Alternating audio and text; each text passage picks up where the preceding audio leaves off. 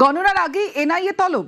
সুজাপুরের তৃণমূল প্রার্থীর এজেন্টকে NIA notice. গণনার আগের দিন তৃণমূল নেতাদের এনআইএ তলব। আমার সঙ্গে আমার প্রতিনিধি রয়েছে, কথা বলবো সেবকের সঙ্গে।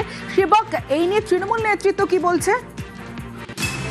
একদমই, দেখো, তৃণমূল নেতৃত্বের যেটা অভিযোগ যে গত 23 তারিখ মালদহে প্রথম পর্বের নির্বাচন হয়েছে, তারপরে বেশ কয়েকদিন চলে গিয়েছে, অথচ দেখা যাচ্ছে যে আগামীকাল যখন গণনা, ঠিক তার আগের মুহূর্তে আজকে তৃণমূলের নেতৃত্বকে তাদেরকে হাজিরা দিতে বলা হয় মালদহের কালিয়াচক থানায়। গত 1 এপ্রিলের একটি ঘটনাকে কেন্দ্র করে তাদেরকে ডাকা হয়। এর মধ্যে সুজাপুরের যিনি তৃণমূলের প্রার্থী সাবিনা ইয়াসমিন, তার ইলেকশন এজেন্ট যেমন রয়েছে, সেখানকার ব্লক তৃণমূল কংগ্রেস সভাপতি, তার নাম রয়েছে, সব মিলিয়ে 9 জন নেতাকে ডাকা হয়েছে, যারা কিন্তু প্রত্যেকেই তারা এই গণনা কাজের সঙ্গে যুক্ত থাকবেন, তারা গুরুত্বপূর্ণ দায়িত্বে থাকছেন দলীয়গতভাবে। আগামীকাল তাদেরকে যেভাবে এই ঘটনা ডাকা হয়েছে, তাতে করে কিন্তু ক্ষুব্ধ তৃণমূল কংগ্রেস এবং পুরো বিষয়টি শীর্ষ নেতৃত্বকে জানানো হয়েছে। এনআইএকেও চিঠি দিয়ে সময় হয়েছে, আজকে তারা হাজির হতে পারছেন না।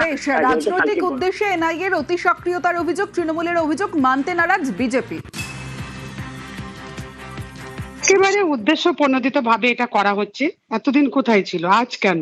ওরা এইভাবে এনআইএ তলব করে দিয়ে আমাদের ইলেকশন এজেন্ট এবং যারা কাউন্টিং এজেন্ট রয়েছে তাদের প্রতি ভীতি প্রদর্শন করার চেষ্টা করছে।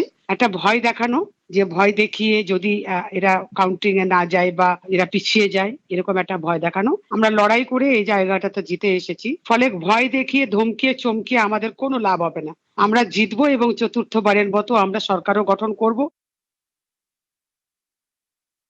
আব্দুর রহমান তো উনি ইলেকশন, তার সব গুণের অধিকারী, তার উগ্র মৌলবাদী এবং সন্ত্রাসবাদী, তার সাথে যোগাযোগ তাদের আছে, বেআইনি অস্ত্র এই সমস্ত সব। সারিউল শেখ ব্লক সভাপতির এগেন্সটে তো তৃণমূল, ওরাই হচ্ছে তার অভিযোগ করেছে, যেটা এনআইএ তদন্ত করছে, ওরা তদন্ত সাপেক্ষে যাকে মনে হবে, যারা মজুরি থাকবে তাদের যা উপযুক্ত শাস্তি যেভাবে হওয়া উচিত।